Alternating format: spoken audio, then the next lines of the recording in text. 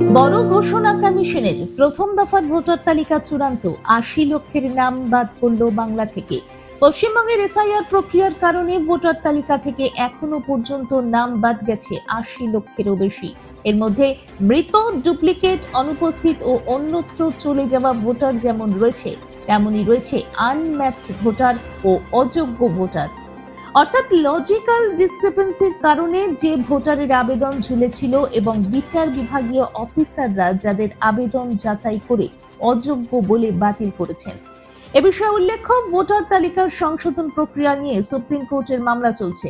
Supreme কোর্টের নির্দেশে logical discrepancy তালিকায় থাকা ৬০ লক্ষ আবেদন জুডিশিয়াল অফিসারদের দিয়ে যাচাই করা হয়েছে। এখন প্রশ্ন হচ্ছে, একজন যোগ্য ভোটারের নামও যদি বাদ যায় তাহলে কি নির্বাচন হওয়া সম্ভব?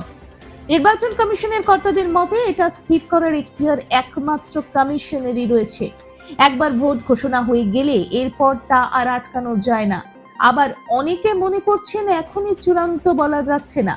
তবে এটা ঠিক, নির্বাচন কমিশন একবার ভোট ঘোষণা করে দেবার পর সুপ্রিম কোর্ট তাতে হস্তক্ষেপ করেছে এমন নজির এখনো পর্যন্ত নেই।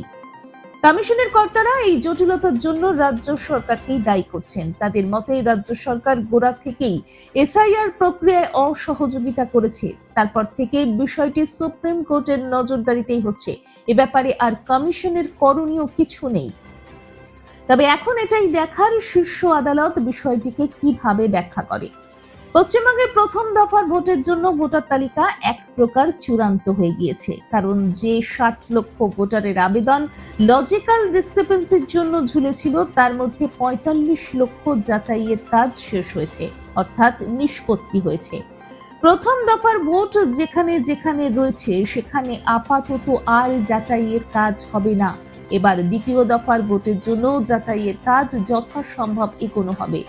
প্রথম দফার ভোটের জন্য মনোনয়নপত্র জমা দেওয়ার প্রক্রিয়াও সোমবার থেকে শুরু হয়ে গিয়েছে। মনোনয়ন জমা দেওয়ার শেষ দিন ৬ এপ্রিল। সে কারণেই প্রথম দফায় আর যাচাইয়ের কাজ হবে না বলেই সূত্রের খবর।